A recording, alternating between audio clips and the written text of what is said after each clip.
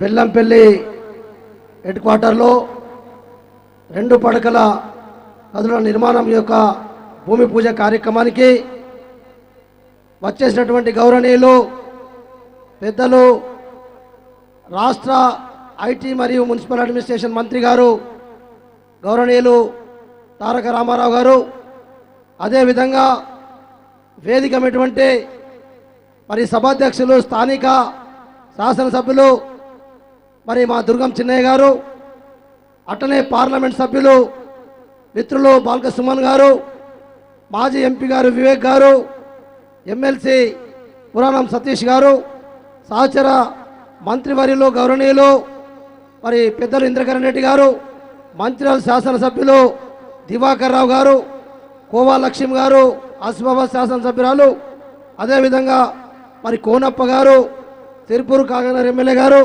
అదేవిధంగా మన విప్ గారు ఓదేలు గారు, మరియు వేదికమైనటువంటి మిగతా మరి వివిధ మరి హోదాల్లో పనిచేస్తున్నటువంటి గౌరవ సభ్యులందరికీ, పెద్దలందరికీ, స్థానిక సంస్థల యొక్క మరి ఈ మున్సిపల్ చైర్పర్సన్ గారు, మరి జడ్పీటీసీలు, ఎంపీపీలు, గౌరవ సర్పంచులు, గౌరవ కౌన్సిలర్స్, గౌరవ మిగతా ఎంపీటీసీలు, టీఆర్ఎస్ పార్టీ శ్రేణులకు మరి ఈరోజు మరి ఈ కార్యక్రమానికి వచ్చేసినటువంటి మా అక్కా చెల్లెళ్ళు, అన్నదమ్ములు, పత్రికా విలేకరులు, ఎలక్ట్రానిక్ మీడియా అందరికి కూడా పేరు పేరున నమస్సులు తెలియజేస్తా ఉన్నాను. ఈరోజు చాలా సంతోషం. మరైతే 3 సంవత్సరాలు తెలంగాణ రాష్ట్రం వచ్చిన తర్వాత మన ముఖ్యమంత్రి కేసీఆర్ గారి నాయకత్వంలో మొన్న జూన్ 2వ తారీఖు మనం సరిగ్గా 3 సంవత్సరాలు ముగిసింది. 4వ సంవత్సరం అడుగుపెట్టుకున్నాం.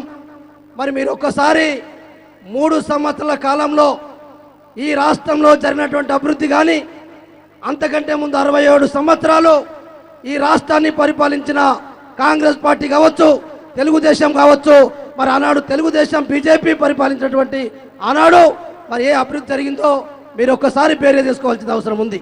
ఎందుకంటే చాలా ఎన్నికలు వస్తూ ఉంటాయి. ఇంకా 2 సంవత్సరాల వరకు ఎన్నికలు లేకపోయినా చాలా ప్రతిపక్ష పార్టీలు మాట్లాడుతూ ఉన్నాయి. ఈరోజు ముఖ్యమంత్రి కేసీఆర్ గారు ఎన్నికల హామీలు ఏమి చేస్తలేరని చెప్పి మాట్లాడుతూ ఉన్నారు.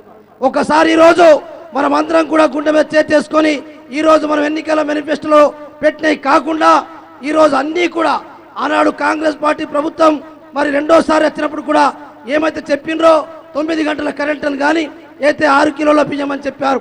కానీ మన ముఖ్యమంత్రి గారు ఈరోజు 43-44 అంశాలను మరి అయితే క్యాబినెట్లోనే 3 నెలల కాలంలోనే తెలంగాణ ముఖ్యమంత్రి అయిన తర్వాత 46 అంశాలను మరి ఎన్నికల మేనిఫెస్టోలో పెట్టినవి కాకుండా అన్ని కూడా చేస్తున్న విషయాన్ని కూడా మనం చేస్తూ ఉన్నాం.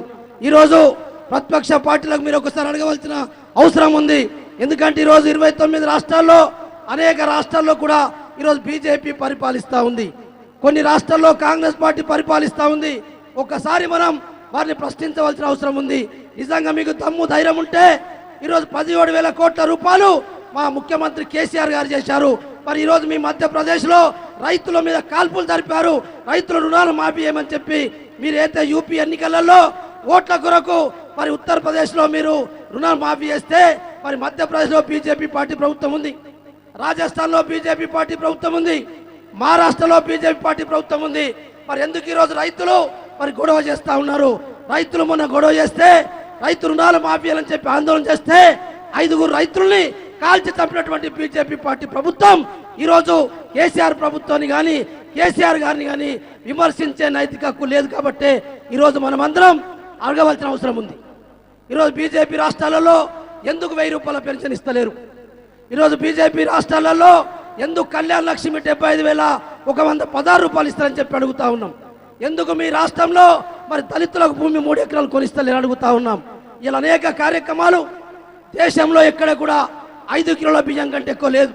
కానీ ఈరోజు మన రాష్ట్రంలో 1 కిలో 800 కోట్ల రూపాయలు భారమైనప్పటికీ కూడా ఎన్నికల మేనిఫెస్టో చెప్పినాం కాబట్టి ఈరోజు 6 కిలోల బియ్యాన్ని ఇస్తా ఉన్నాం. అందుకొరకే మీరు అందరూ అర్థం చేసుకోవాల్సిన అవసరం ఉంది. ఎందుకంటే బీజేపీ, కాంగ్రెస్ పార్టీలు ఈరోజు కర్ణాటకలో కాంగ్రెస్ పార్టీ ఉంది. మరి మీరు 1000 రూపాయల పెన్షన్ ఎందుకు ఇస్తలేరు? ఈరోజు 5,30,000 తోటి పట్టణంలో డబుల్ బెడ్రూమ్ ఇల్లు కట్టిస్తూ ఉన్నాం. గ్రామీణ ప్రాంతంలో 5,04,000 రూపాయలు కట్టిస్తూ ఉన్నాం. మరి మీ రాష్ట్రాల్లో ఈ కార్యక్రమం ఎందుకు చేస్తారని చెప్పి అడుగుతా ఉన్నాం. ఈరోజు మేమందరం కూడా కలిసి తప్పకుండా రాబోయే రోజుల్లో కేసీఆర్ నాయకత్వంలో ఇప్పుడైతే సుమన్ గారు చెప్పినట్టు ఇంకా 20 సంవత్సరాలు ముఖ్యమంత్రి కేసీఆర్ గారు ఉండాలి, టీఆర్ఎస్ పార్టీ ప్రభుత్వం ఉండాలని చెప్పి మీరు అందరూ కూడా అండగా ఉండాలని చెప్పి కోరుకుంటూ సెలవు తీసుకుంటాను. జై తెలంగాణ.